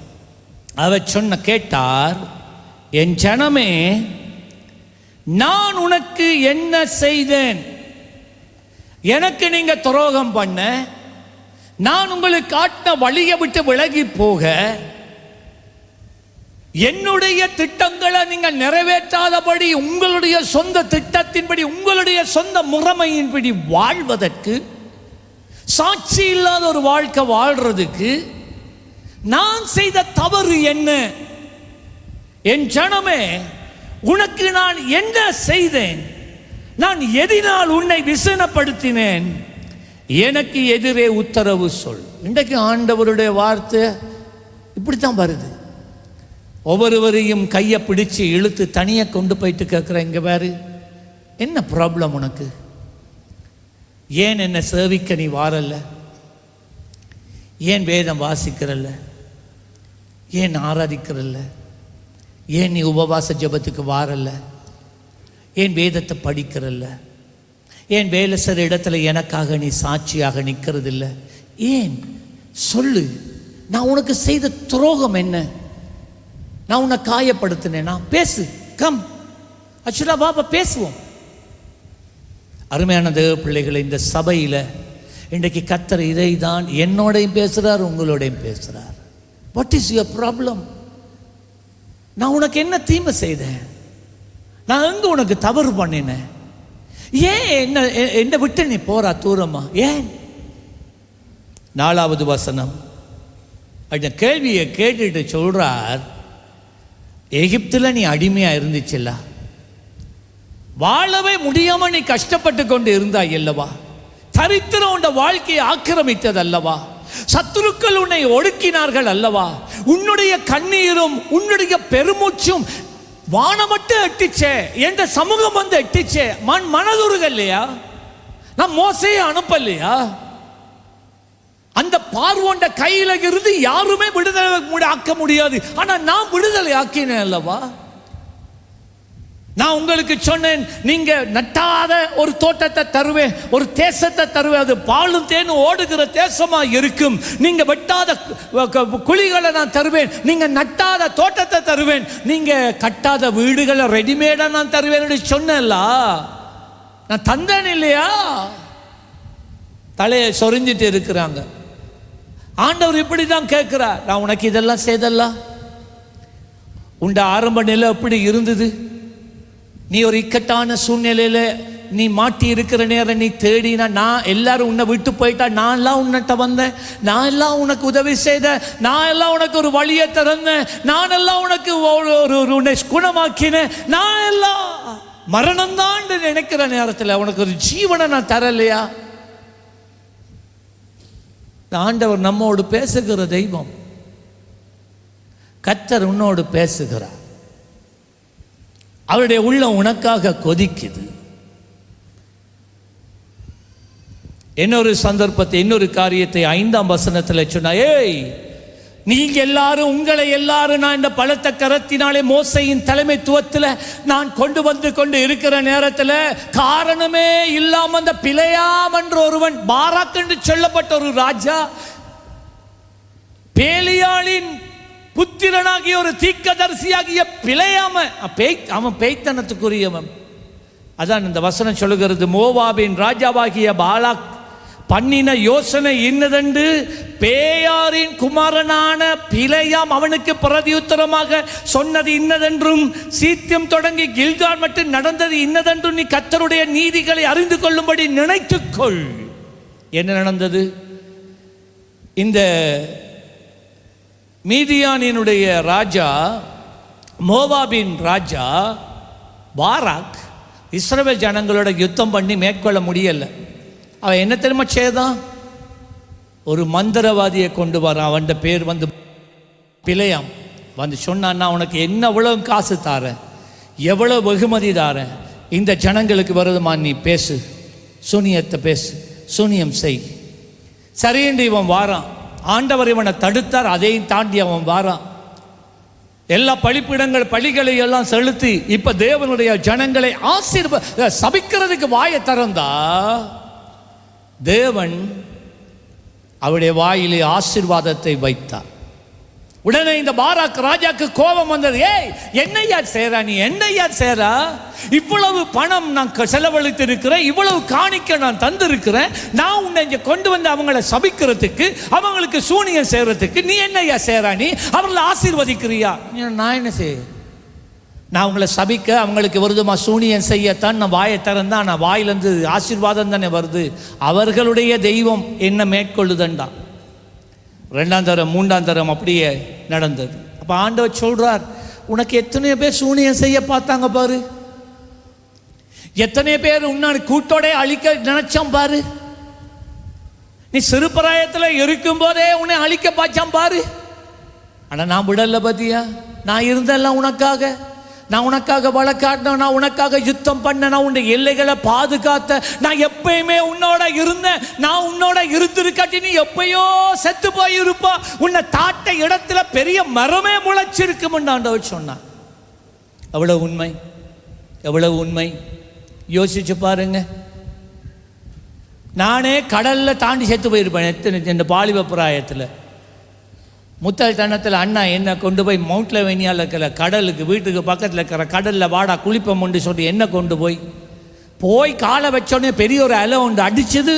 அப்படியே அலை என்ன இழுத்துட்டு போது. ஒருக்கா போயிட்டு வந்தேன், 2ஆம் தரம் போயிட்டு வந்தேன். நான் நினச்சேன் இதோட போச்சு, என் வாழ்க்கை முடிஞ்சு, ஏசப்பா கழுவி சுத்திகரியும் ரட்சியம்னு சொல்லலை. 3ஆவது ஒரு அலை வந்தது, திடீரெண்டு அடிச்சு விட்டது ஒரு அலை. அப்படியே கொண்டு போய் கரையில் சேர்த்து மட்டும் இல்லை, கரையில் இருந்த கல்லோடைய மோதி கடந்து அப்படியே. அதனால தான் இன்றைக்கு நான் தப்புனேன். இல்லாட்டி அன்றைக்கே நான் எப்பயோ போயிருப்பேன், பொடி கிடைச்சிருக்குமோ தெரியாது. பாதுகாத்தார், காத்து கொண்டார். யுத்த காலங்கள் எத்தனை, எப்படியெல்லாம் கர்த்தர் எங்களை காப்பாற்றினார். எத்தனை ஆபத்துக்கள், எத்தனை கொள்ள நோய்கள். கொரோனா வந்த நேரம் எத்தனை பேர், 1000 பேர் செத்து போனாங்க, லட்சக்கணக்கில் செத்தா இல்லையா?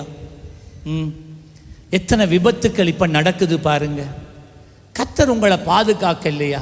அவர் உன்னை பாதுகாக்கிறார். கிருபை. இன்றைக்கு கொழும்புக்கு போறாக்கள் நல்லா ஜெபிங்க. நீ உயிரோடு இருப்பது தேவனுடைய பெரிய கிருபை, பெரிய கிருபை.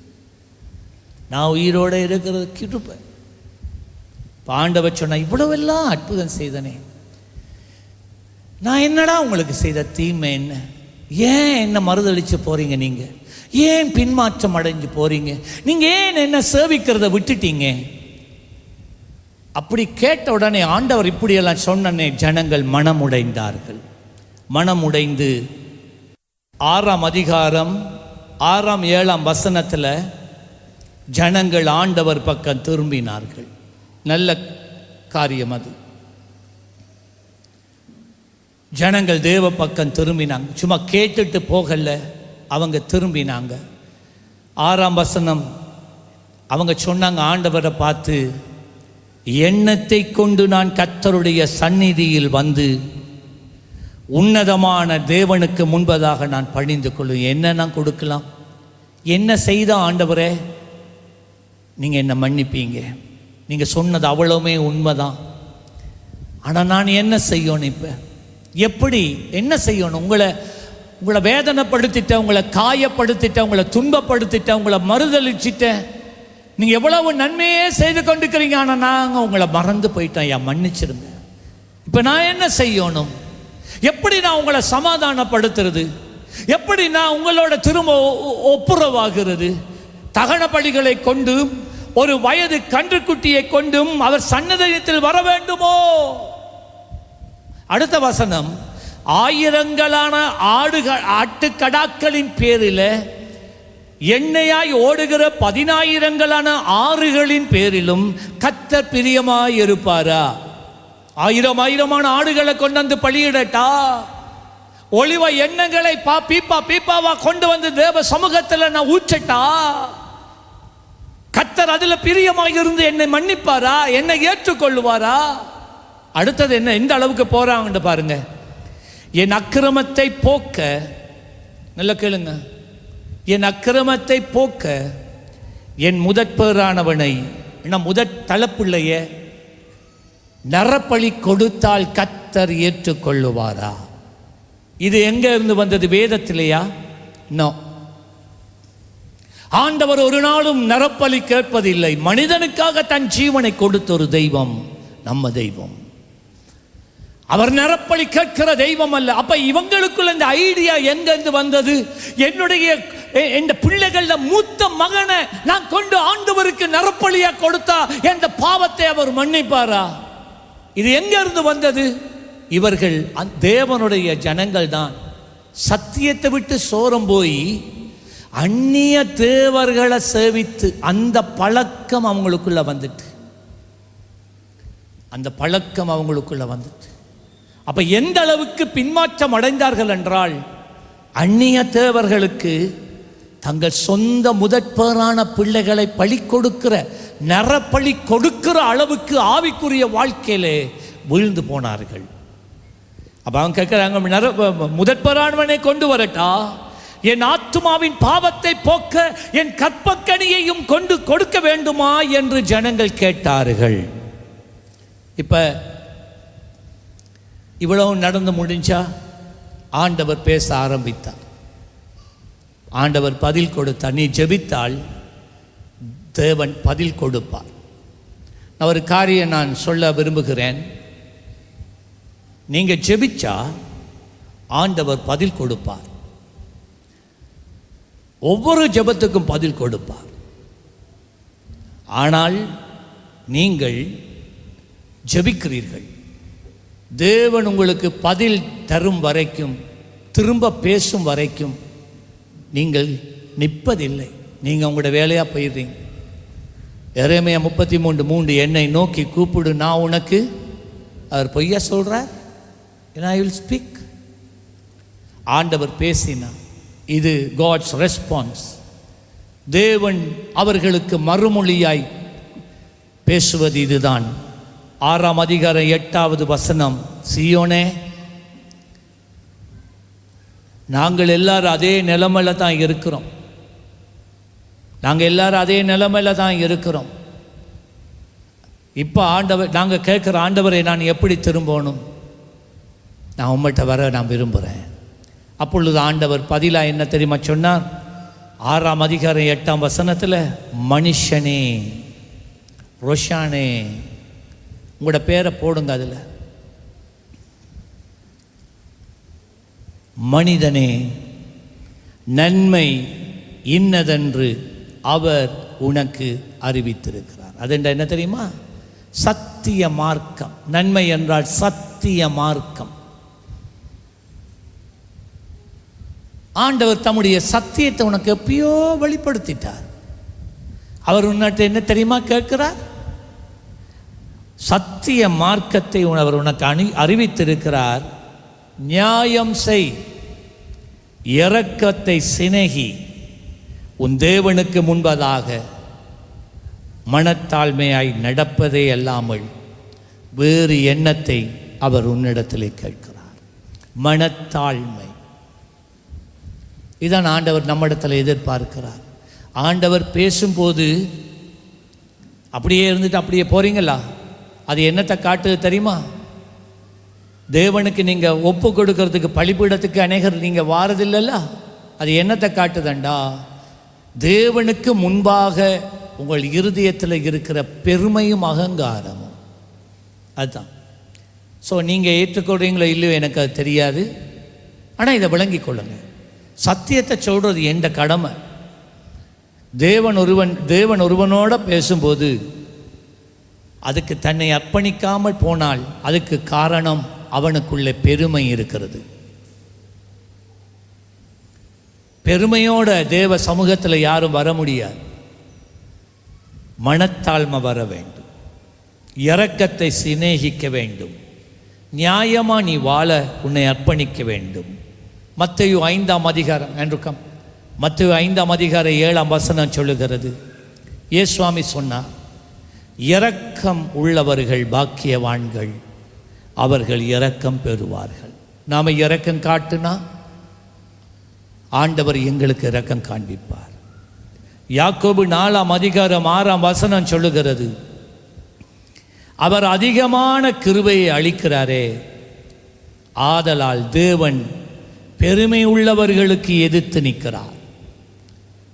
நம்முடைய மனதில் அகங்காரம் பெருமை இருந்தால் கர்த்தர் நமக்கு எதிர்த்து நிற்கிறார். தாழ்மை உள்ளவர்களுக்கோ தேவனுக்கு முன்பதாக தங்களை தாழ்த்துகிறவர்களுக்கோ அவர் கிருபை அளிக்கிறார் என்று வேதம் சொல்லுகிறது. சங்கீதம் 51:17 வசனம், தேவனுக்கு ஏற்கும் பழிகள் நொறுங்குண்ட ஆவிதானே. இந்த சரீரத்தில் ஆக்ஷன் இல்லை, ஆவி உடையவனும் தேவனே நறுங்குண்டதுமான இருதயத்தை ஒரு நாளுமே நீங்கள் புறக்கணிக்க மாட்டீங்க. இப்போ 7ஆம் அதிகாரத்தில் மீகா 7ஆம் அதிகாரத்தில் கடைசியாக ஒரு நல்ல அருமையான ஒரு வாக்கு தத்தத்தை நமக்கு கொடுக்கிறார். ஆண்டவர் அவனுக்கு ஊடாக கொடுக்கிறார். அது என்ன? த ப்ராமிஸ். தமது சுதந்திரத்தில் மீதியானவர்களுடைய அக்கிரமத்தை பொறுத்து ஆண்டவர் பொறுக்கிறார். நம்ம செய்த பாவங்களை அவர் பொறுக்கிறார், அநியாயங்களை அவர் பொறுத்து மீறுதலை மன்னிக்கிற தேவருக்கு ஒப்பான தேவன் யார்? மனுக்குலத்தின் பாவத்தை மன்னிக்கிற ஒரே ஒரு தெய்வம் இயேசு கிறிஸ்து தான். அவரால் மாத்திரம்தான் மன்னிக்க முடியும். இந்த உலகத்தில் எத்தனையோ சமயங்கள் இருக்கு, எந்த ஒரு சமயமும் பாவத்தை குறித்து பேசுவதில்லை, பாவ மன்னிப்பை குறித்து பேசுவதில்லை. பாவத்தை குறித்து பேசுகின்ற ஒரே ஒரு விசுவாசம் கிறிஸ்தவ விசுவாசம். மனித குலத்தில் இருக்கிற பாவத்தை போக்கின ஒரே ஒரு தெய்வம் இயேசு கிறிஸ்து. இயேசு மாத்திரம்தான் மனுக்குலத்தின் பாவத்தை போக்க கல்வாரி சிலுவையிலே தன்னுடைய ஜீவனை கிரயமாக கொடுத்தார். நீ சாகக்கூடாது, நீ அதன் தண்டனையை பெறக்கூடாது, நீ வாழணும், அந்த தண்டனையை நான் எடுக்கிறேன்னு சொல்லி உன்னை வாழ வைக்க, என்னை வாழ வைக்க இயேசு கல்வாரி சிலுவையிலே தன்னுடைய ஜீவனை கிருபாதார பலியாக அவர் ஒப்பு கொடுத்தார். அதான் இந்த மீகா கூடாக ஆண்டவர் சொன்னார், அக்கிரமத்தை பொறுத்து மீறுதலை மன்னிக்கிற தேவருக்கு ஒப்பான தேவன் யாரு? அவர் கிருபை செய்ய விரும்புகிறபடினால் அவர் என்றென்றைக்கும் கோபம் வையார்.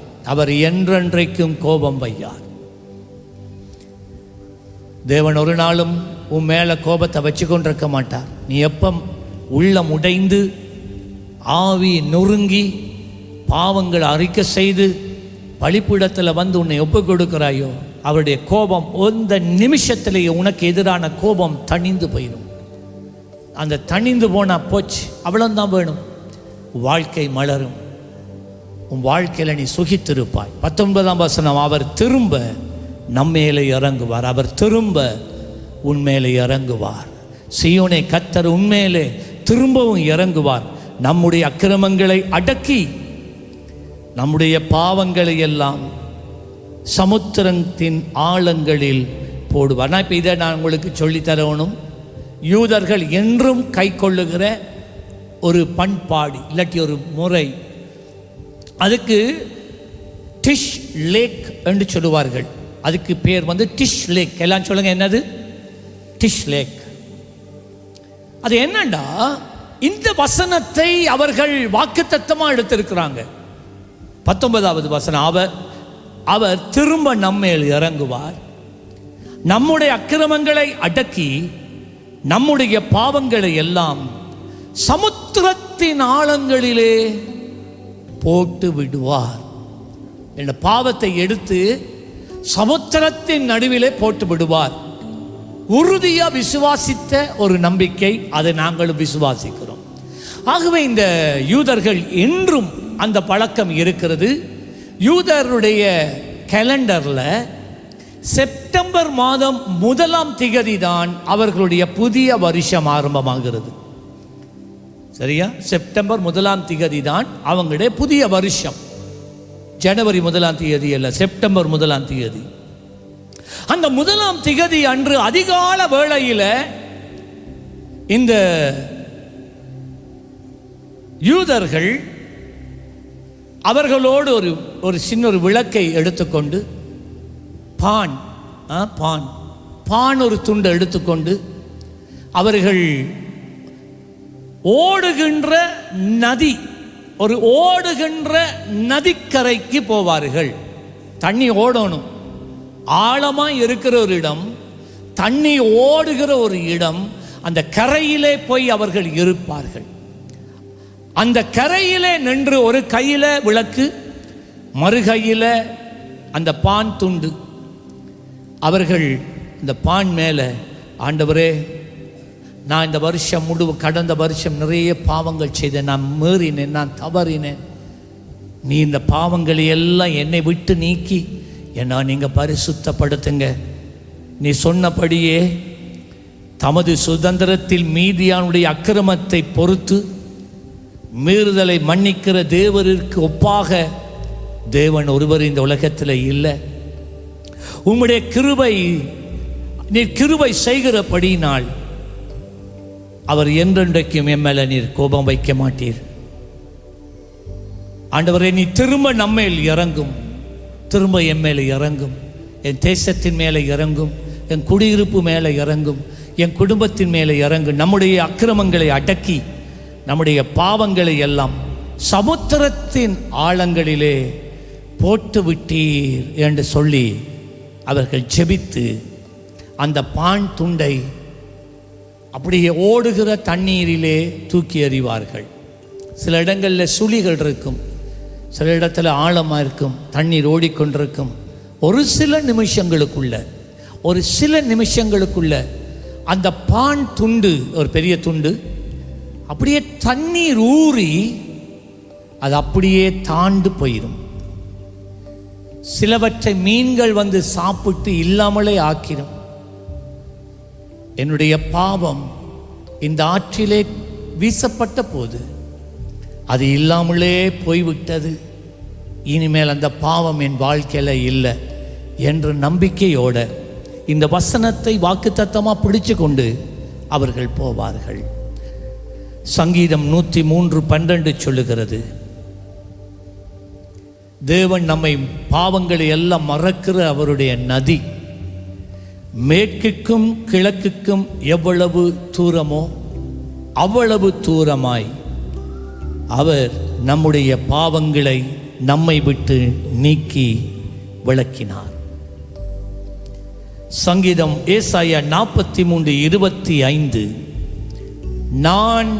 நானே, வேறு யாரும் இல்லை, நானே உன் மீறுதல்களை என் நிமித்தமாகவே குலைத்து போடுகிறேன். உங்க மேல் அவ்வளவு கரிசனை, உங்க மேல் அவ்வளவு அவர் சொந்தம் பாராட்டுகிறார்.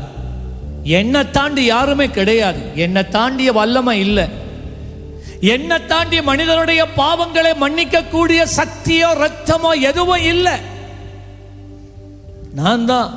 ஆகவே அவர் சொன்னார், நானே உன் மீறுதல்களை என் நிமித்தமாகவே குலைத்து போடுகிறேன், உன் பாவங்களை நினையாமலும் இருப்பேன். எவ்வளவு ஒரு ஆறுதல்!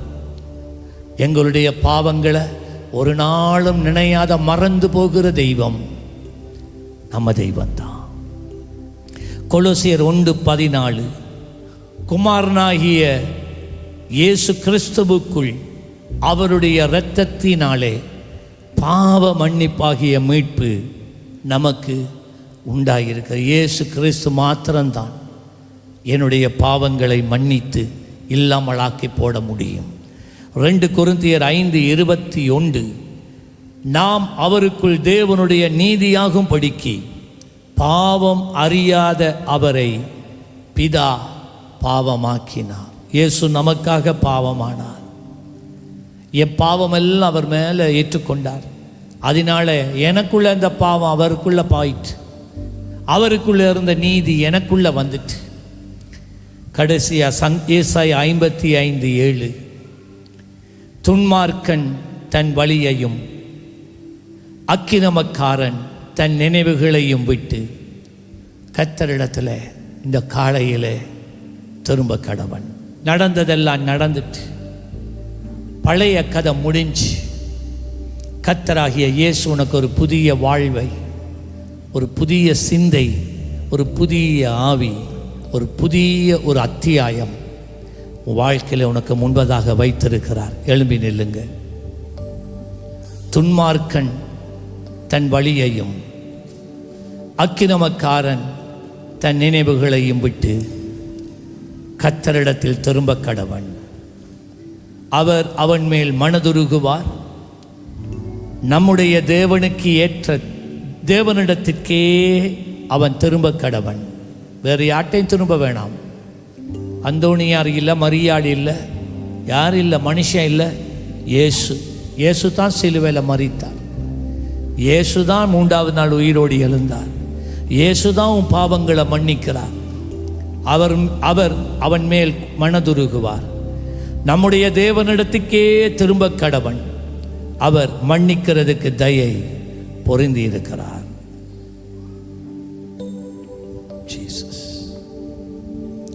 நான் பாவம் செய்தேன், உம்மை நோகச் செய்தேன். நான் பாவம் செய்தேன், உம்மை நோகச் செய்தேன். உம்மை நினையாது வாழ்ந்து வந்தேன், உம்மை நினையாது வாழ்ந்து வந்தேன். என்னை மன்னியும் இயேசுவே, என்னை மன்னியும் இயேசுவே.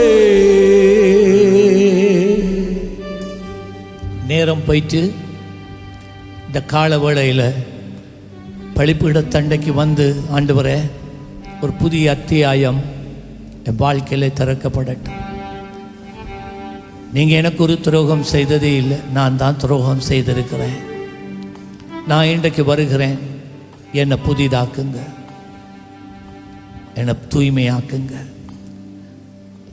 நிலையான ஒரு வாழ்க்கை வாழ, உமக்கு பிரியமான ஒரு வாழ்க்கை வாழ எனக்கு உதவி செய்யுங்கன்னு சொல்கிறார்கள். நீங்கள் இருக்கிற இடத்துல இருந்து தயவுசெய்து முன்பதாய் வாருங்கள்.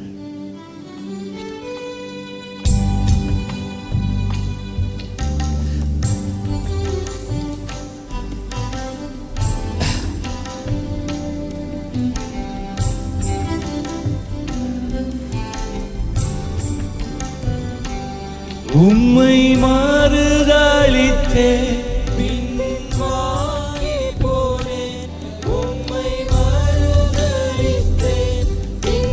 வாங்கி போனேன், என்னை மன்னியும் இழந்தேனையா, என்னை வல்லமையை இழந்தே. ஜபிங்க ஜபிங்க, நேரம் போகுது. என்னை மன்னியும்,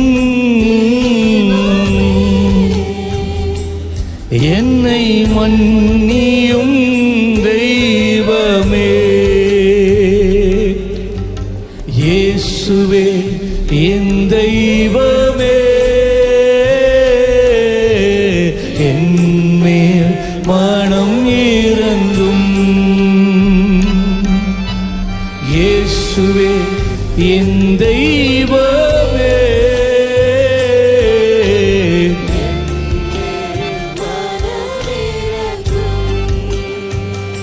தேவனையும் உன்னையும் பிரிக்கும் விக்கிரகம் வாழ்க்கையில இருக்கிறதா? நீ மனம் திரும்ப வேண்டும். இனிமேலும் தேவனை சேவிப்பதற்கு, தேவனை பின்தொடர்வதற்கு இது தடையாய் இருக்கக்கூடாது. ஒப்பு கொடுக்கிறவங்க நீங்க வாங்க, நாங்கள் உங்களுக்காக ஜெபிப்போம். இந்த பலிபீடத்தண்டைக்கு நீங்க வரும்போது உங்களுடைய ஆவிக்குரிய மனுஷன்ல ஒரு மாற்றம் உணர்கிறதை நீங்கள் காண்பீர்கள். கர்த்தர் உங்களை ஆசீர்வதிப்பாராக. ஆண்டவரே, இந்த மீகா தீர்க்கதரிசி கூடாக இன்று நீர் எங்களோடு பேசினதுக்காக நன்றி. உம்முடைய வார்த்தைகள் ஜீவன் உள்ளது, உம்முடைய வார்த்தை மாறாதது, உம்முடைய வார்த்தை இன்றும் எங்களோடு பேசுகிறது. இன்றும் எங்களை குறித்த உம்முடைய இருதயத்தின் யோசனைகளை பிரதிபலிக்கிறது. உம்முடைய வார்த்தைக்கு நாங்கள் எங்களை ஒப்புக்கொடுக்கிறோம். எங்களை ஆளுகை செய்யுங்க, எங்களை வழி நடத்துங்க. சிறந்த தேவ பிள்ளைகளாக வாழ்ந்து எங்கள் அழைப்பை நிறைவேற்ற உதவி செய்யுங்க. குடும்பங்கள் ஆசீர்வதிக்கப்படுவார்களாக. குடும்பங்கள் மென்மேலும் உயர்வார்களாக. ஆசீர்வதிக்கிறோம். இயேசுவின் நாமத்தில் ஜெபிக்கிறோம் பிதாவே, ஆமென். சேர்ந்து சொல்லுங்க. என் ஆத்துமாவே கர்த்தரை சோத்தரி, என் முழுவலுமே பரிசுத்த நாமத்தை சோத்தரி. என் ஆத்துமாவே கர்த்தரை சோத்தரி, அவர் செய்த சகல உபகாரங்களையும் மறவாது. இப்பொழுது நம்முடைய கர்த்தராகிய இயேசு கிறிஸ்துவினுடைய கிருபையும் பிதாவாகிய தேவனுடைய அன்பும் பரிசுத்த ஆவியானவருடைய அந்யோன்ய ஐக்கியம் உங்கள் அனைவரிடம் கூட இன்றும் எப்பொழுதும் கூடவே இருப்பதாக. ஆமென். வந்ததுக்கு நன்றி.